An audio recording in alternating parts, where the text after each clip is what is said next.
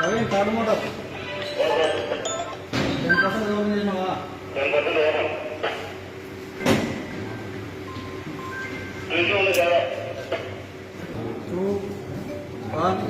No.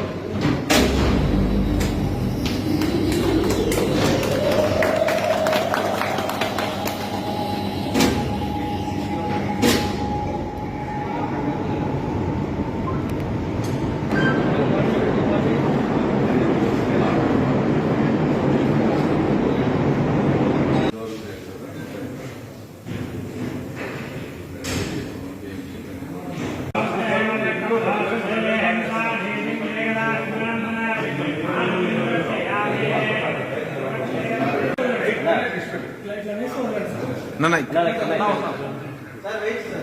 Wait.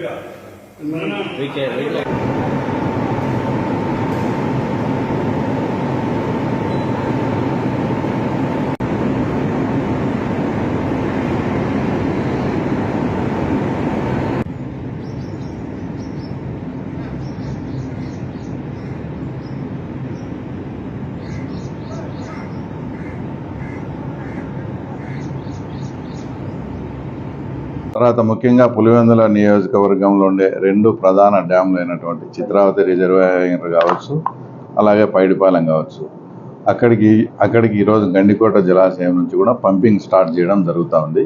అంటే పైడిపాలెంలో already దాని capacity వచ్చేసి 6 టీఎంసీ అయితే ప్రస్తుతానికి స్టాక్ వచ్చి 2.5 టీఎంసీ నుంచి ఆ తర్వాత 3 టీఎంసీలు ఉంది. తర్వాత ఇక్కడికి డైలీ కూడా 500 క్యూసెక్ల సామర్థ్యంతో ఆ తర్వాత ఇక్కడ పంప్ హౌస్లు అంతా స్టార్ట్ చేయడం జరుగుతుంది. అలాగే చిత్రావతికి కూడా 1000 క్యూసెక్కులు చొప్పున రోజు అక్కడ కూడా ఆల్రెడీ 2.5 నుంచి 3 టీఎంసీలు ఉన్నాయి. అంటే టోటల్గా 8.5 నుంచి 9 టీఎంసీలు పెట్టే విధంగా ఇక్కడ ఇరిగేషన్ అధికారులు అంతా కూడా ప్లాన్ చేస్తూ ఉన్నారు. కూడా గమనించండి, ఎంత అంటే అంత మాటలు వైఎస్ఆర్సీపీకి ఆ తర్వాత చెందిన ఆ పార్టీకి చెందిన నాయకులు చాలా ఇదిగా, అంటే ఇటు సైడు ఏది చంద్రబాబు నాయుడు గారు వచ్చే వర్షాలు రావని, చంద్రబాబు నాయుడు గారు వచ్చే జలాశయాలు నిండవని ఎంతో ఇదిగా, అంటే ప్రకృతికి సంబంధించిన విషయాలపై కూడా ఆ రకంగా కామెంట్ చేస్తూ తర్వాత బురద జల్లే కార్యక్రమం చేశారు. తర్వాత ఈరోజు గమనించండి, 40 ఇయర్స్ చరిత్రలో ఎప్పుడే కూడా ఆగస్టు నెల మొదటి వారంలో శ్రీశైలం కానీ నాగార్జున సాగర్ కానీ నిండిన చరిత్ర లేదు. తర్వాత గండికోటకు కూడా రావడం, తర్వాత ఈరోజు పులివెందుల కాన్స్టిట్యున్సీలో ఎంతో వరప్రసాదని అయినటువంటి 2 డ్యాములు కూడా మనం నింపుకుంటా ఉన్నాం.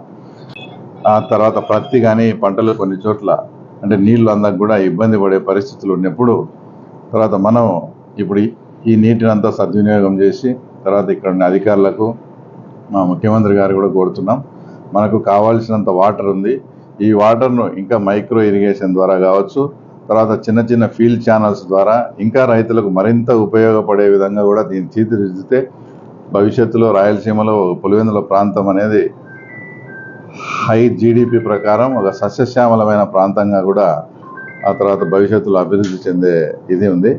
కాబట్టి ఇంతటి ఈ కార్యక్రమానికి మమ్మల్ని అందరినీ ఆహ్వానించి రైతుల పట్ల అందరూ కూడా ఇంకా కొన్ని చిత్రావతి నుంచి కూడా కొన్ని పల్లెలు అంటే లింగాల మండలంలోకి ఆ తర్వాత వాటర్ ఇప్పుడు ఇబ్బందికరమైన కొంచెం ఇంకా ఇప్పుడిప్పుడే ఇబ్బందికరమైన పరిస్థితి ఉందనేప్పుడు కూడా ఇక్కడ ఉండే అధికారులు కూడా అవి కూడా మరమ్మతులు చేసి అవి కూడా 2-3 రోజుల్లో అక్కడికి కూడా నీళ్లు ఎక్కడ ఎవరికి నీరు నిజంగా రైతులకు అవసరం ఉందో అక్కడికి అంతా కూడా నీళ్లు వదిలే ఏర్పాటు కూడా మేము చేస్తూ ఉన్నాం. ఆల్రెడీ మంచి పరిపాలన ఉంది.